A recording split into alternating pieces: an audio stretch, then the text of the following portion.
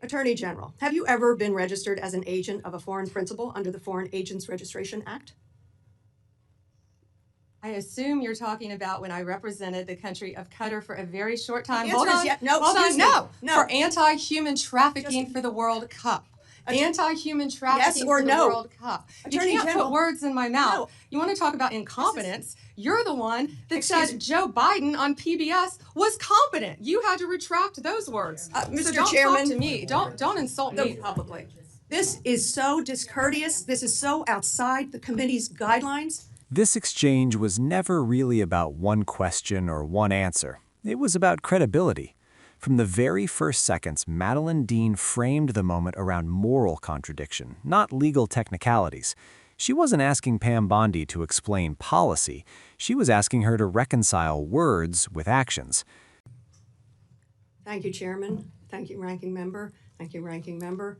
Thank you, and welcome, Attorney General Bondi. I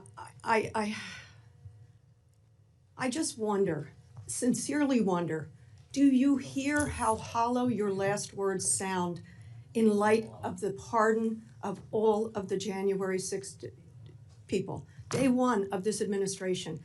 I believe you're sincere. You want to protect law enforcement, but your principal, the president, pardoned every single one on January 6th.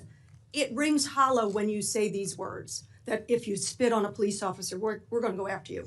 Talk to my friends who are Capitol Police officers who were here, 5 of whom are no longer here. They are dead. And this administration, and I guess I want to ask you, did you have any advice for the president when he came forward with the blanket pardon on January 20th?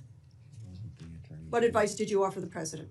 I am never going to talk about conversations, advice Were you asked in any for, way. Were you asked I'm for never advice? going to talk about discussions I've had Because or have not had. You'll If remember, I can answer with the President of the United yes or no? States. Did you give him any advice, yes or no?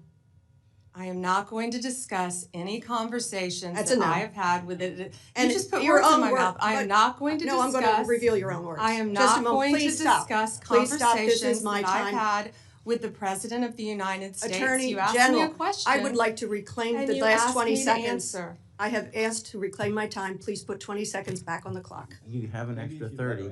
If the general, She answered and then answered it again and answered it again with a non-answer. I ask for your consideration if the of general putting time lady on. will let the witness answer the question, we will. She proceed. answered it by saying no. Okay. The 3 hallmarks of this administration are incompetence, corruption, and cruelty. I'm going to focus today on corruption.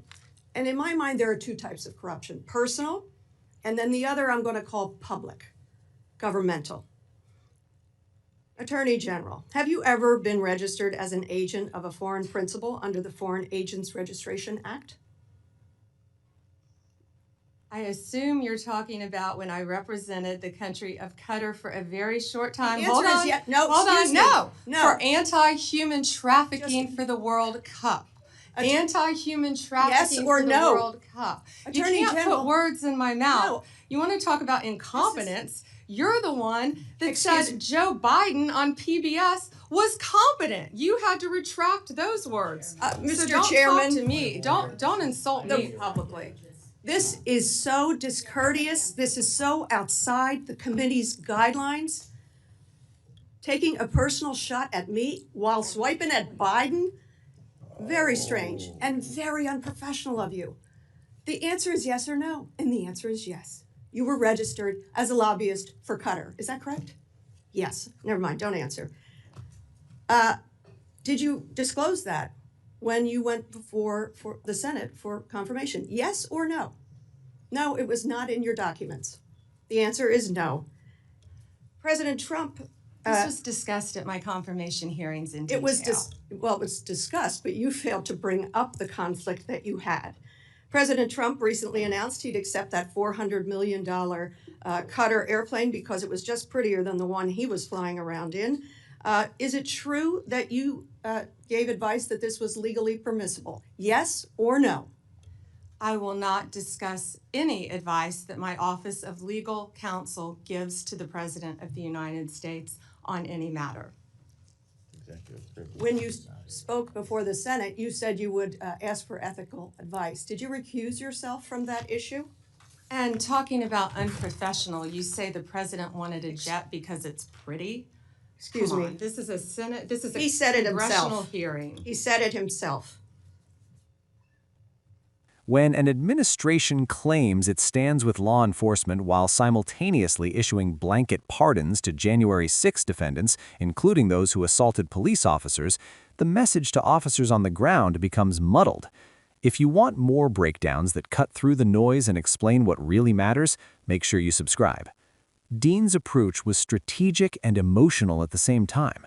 By invoking fallen Capitol police officers, she forced the conversation out of abstract politics and into lived consequence. That is why Bondi's refusal to answer a yes or no question about advising the president landed so poorly. The refusal itself became the story. When a witness repeatedly declines to answer simple questions, viewers don't hear caution, they hear evasion. In high-profile hearings, silence often speaks louder than any testimony. If you appreciate analysis that explains not just what happened but why it mattered, subscribe for more. The moment the exchange escalated was when corruption entered the frame. Dean drew a clear distinction between personal corruption and institutional corruption, and that pivot was intentional. She was signaling that this wasn't a partisan attack, but a governance issue. Once foreign lobbying and the Foreign Agents Registration Act came up, the dynamic shifted from rhetoric to accountability. Bondi's defensive posture, especially accusing Dean of putting words in her mouth, only reinforced the perception that she was rattled. For ongoing coverage that doesn't sanitize power, subscribe. Bondi's registration related to Qatar may have been legal, but legality is not the same as ethical clarity. That distinction is crucial. When a sitting attorney general previously represented a foreign government, disclosure and recusal are not optional optics, they are trust-building necessities. The frustration from Dean stemmed from what appeared to be incomplete disclosure and a reluctance to engage honestly with potential conflicts of interest. This is how public trust erodes, not through crimes, but through evasions. If you want honest conversations about ethics in government, subscribe. The mention of the $400 million Qatari jet wasn't a throwaway line. It symbolized something larger: normalization of excess and blurred ethical boundaries at the highest levels of power. Bondi's refusal to confirm whether she advised the president on the legality of accepting the jet fed directly into concerns about independence and oversight.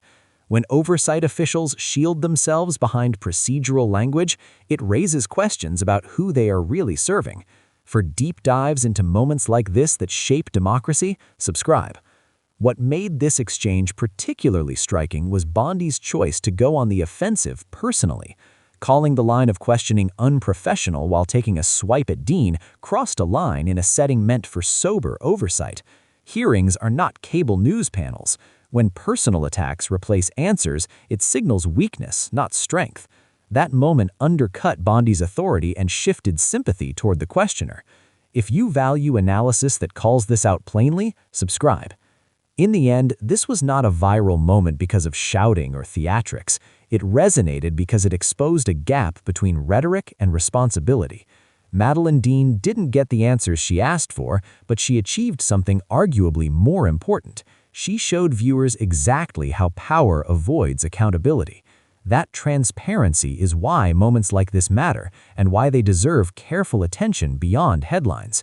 For more clear-eyed breakdowns of political power and accountability, subscribe now.